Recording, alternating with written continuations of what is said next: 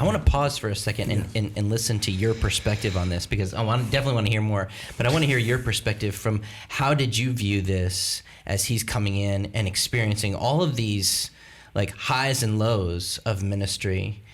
What's your perspective on in running into Doug or being charged with mentoring him? How are things going for you in this time? So, my consciousness of my life in ministry is every night I got up to speak at 10th. It was like 100 people getting up behind me, who had all poured into me, had all contributed to me in a variety of ways. Some of them never knowing that they'd done it, or I couldn't do what I was doing, right. And I just knew that's what Doug needed. Doug needed those people in his life, because we all need those people in his life. This thing I think I say every time we do a podcast, God makes his invisible grace visible by sending people of grace to give grace to people who need grace. I mean, that's yes. the system. That's how it works. Yes. And the other thing that was very, very exciting, I don't know if I've ever said this to Doug, that this crazy street person, I mean, I have so many stories about Doug at 10th. So I knew that we would, in the evening service, we'd attract new believers yes. or unbelievers. Non-believers, yeah. That service was, the average age was 28. Yes. We had to start a evening membership class because so many new people were coming in. When I left, we were considering adding a second service in the evening. In the evening? Yes. Wow. And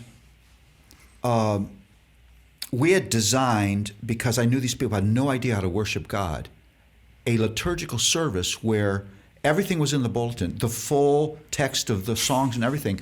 So that would be an aid they could take home with them, because they had no idea what worship looked like. That's right.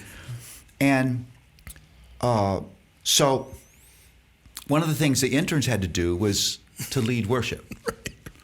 And 10th always had this wonderful call to worship. I can remember working on the call to worship, because you wanted to welcome people into this most important thing you could ever do, the worship of God. So it's Doug's Sunday evening. Yes. He gets up and he says, "Hey, 10th, we're going to kill it in worship this evening." No one has any idea I was like, what does that mean? What he's talking about. Or he's heading up on stage with his pork pot high hat. Yes. And I'd say, "Doug, you can't wear that hat on the stage at 10th. You just like default to like it's a black thing. You wouldn't understand. I was trying to bring him up. One time I'm preaching away and Doug's behind me going like this. He's enjoying what I'm preaching, and the people in 10th have never seen a pastor waving on stage. They're all turning around while I'm preaching, wondering, who is this guy waving at? Does he need attention right now? Is he having a heart attack? But in all of that,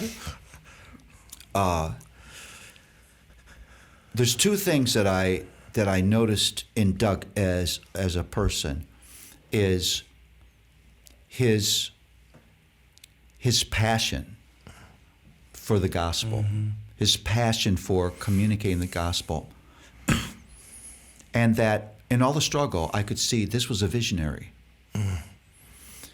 But the thing that gave me my sense of calling, and this would just be obvious, but it meant something to me.